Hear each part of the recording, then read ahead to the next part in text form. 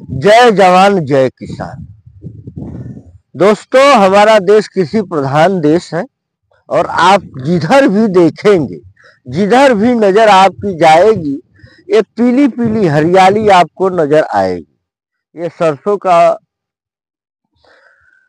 फसल है और आज हम सोचे कि आज आपको प्राकृतिक की इस गोद में ले चले जिसपे सभी लोग, जीव, पक्षी, मनुष्य आधारित है। लेकिन असली टॉपिक हमारा कुछ अलग ही है। बता दे, कुंभ में किस प्रकार देश विदेश के नागा साधु और हमारे देश के सनातनी, जो अपने आप को कहते हैं, लोग आए। सनातनी भी आए और सनातनी के से जुड़े हुए लोग जो बहुरूपिया कह सकते हैं, वो लोग भी आए। जटाजूट धारी और तमाम ऐसे भी बाबा लोग आए जिन्हें फर्जी कहने में गुरेज नहीं, लेकिन हमारे देश में तमाम ऐसे ऋषि मुनि हुए हैं जिसपे हमें और सभी को गर्व होना चाहिए। लेकिन इसी बीच कुछ ऐसे उपद्रवी तत्व भी आ जाते हैं जिसे पहचानना आम जन के लिए काफी मुश्किल हो जाता है। बता दें कि मुख्यमंत्री आदित्यनाथ योगी तमाम व्यवस्थाएं किए थे, लेकिन किस प्रकार दो नहान में मौनी अमावस्या हो और प्रथम नहान जो 13 तारीख को था, उसमें भी भगदड़ हुई और मौनी अमावस्या में भी भगदड़ हुई। तमाम लोग कह रहे हैं कि कोई हताहत नहीं हुआ, कोई जाने नहीं गई। कुछ लोग कह रहे हैं 20 जाने गई, कोई कह रहे हैं 50 जाने गई, लेकिन जाने तो गई है।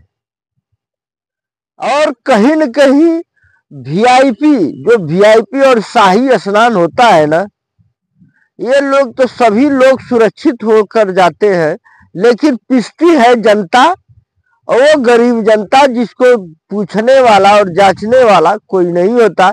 और उसी जनता के टैक्स से और जीएसटी से इतने बड़े बड़े मेला आयोजन किए जाते हैं। तमाम हमारे बीच देश में बाबा सनातन हुए और तपस्वी हुए हैं, लेकिन उसी में ढोंग का चोला पहने हुए राम रहीम और आसाराम बापू और तमाम ऐसे लोग निकले हैं जिनकी बखिया उधेड़ी भी गई और आज वह जेल के पीछे हैं। हमें पहचानना पड़ेगा, हमें जानना पड़ेगा किस प्रकार ऐसे बाबा और किस प्रकार ऐसे लोग जो देश के ठगने का प्रयास करते हैं।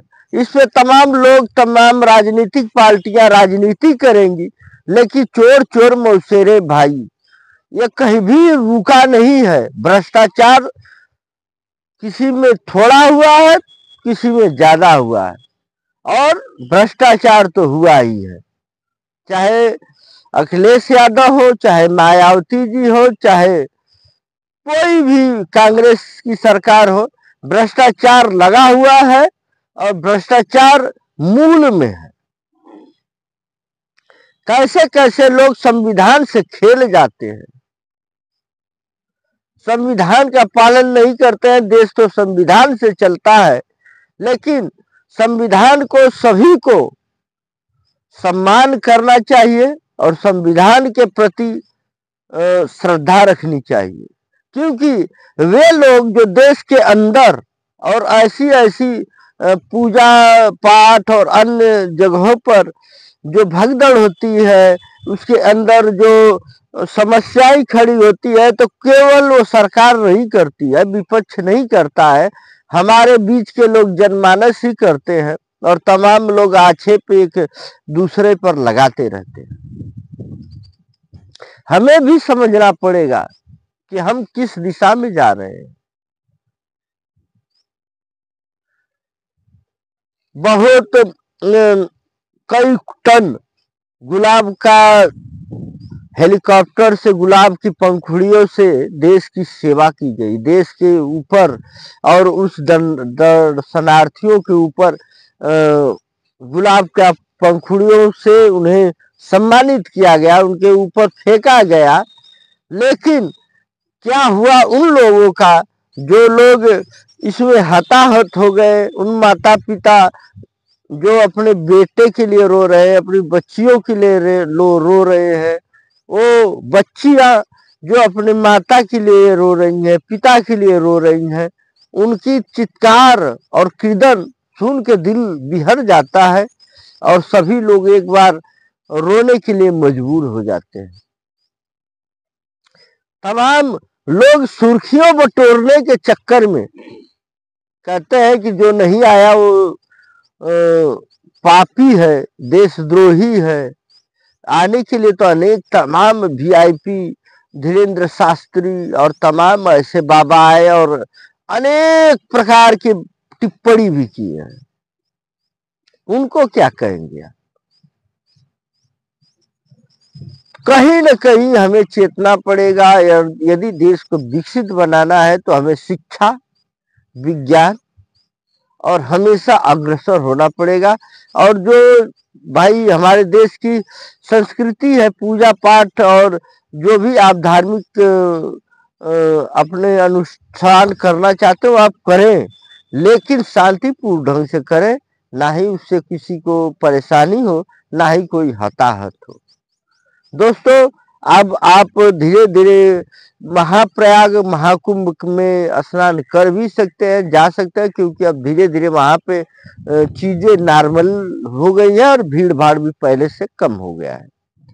तो आप जाए, लेकिन अपनी सुरक्षा आप स्वयं करें और साथ ही साथ माँ गंगा के अविरल जल को भी स्वच्छ और सुंदर बनाने में अपना अग्रिम पंक्ति में सहयोग भी करें, क्योंकि कोई दूसरा नहीं आता है, ना ही कोई विदेश से आता है माँ गंगा को गंदगी और प्रदूषण करने में। तो ये सभी की जिम्मेदारी बनती है और फंडामेंटल ड्यूटी और अधिकार है कि आप जहाँ पे भी जाए माँ गंगा के अविरल जल को साफ स्वच्छ बनाने में अपना अपूर्ण सहयोग करेंगे। इसी के साथ मैं राकेश कुशवाहा, स्वतंत्र पत्रकार, आप सभी वैश्विक रूप से जुड़े मित्रों को सादर नमन, बहुत बहुत धन्यवाद, नमस्कार।